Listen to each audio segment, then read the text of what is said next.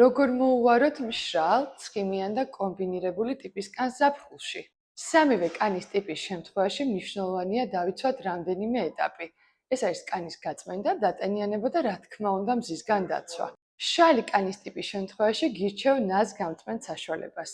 არჩევანი გააკეთე მსუბუქ დამატენიანებაზე, თუნდაც გელოვანი სტრუქტურის იყოს დილით და ღამით. ხოლო რა თქმა უნდა, დილის რუტინა უნდა დასრულდეს მზისგან დამცავის საწყით. მინიმუმ 30 დამცველობითი სპექტრით. რაც შეეხება ცხიმიანი ტიპის კანს, მას მეტად უყვარს გელოვანი ან ქაფისებრი სტრუქტურის გამწმენდის საშუალება.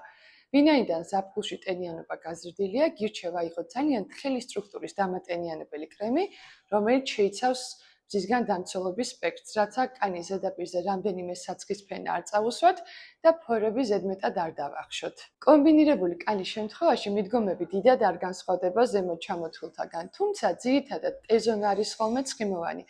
ამიტომ გირჩევ კვირაში ორჯერ გამოიყენო თეთრი ან შავი თიხის ნიღაბი აღნიშნულ ზონაზე, რათა ცხიმიანობა დარეგულირდეს და ფორებიც კარგად გასუფთავდეს. და ბოლოს, ნებისმიერი კანის ტიპის შემთხვევაში შეგიძლია გამოიყენო მსუბუქი ექსფოლიატი კვირაში ერთხელ ან ორჯერ, რომელიც ეფექტურად მოაშორებს შენს კანს მტვერს, ცხიმსა და ოფს.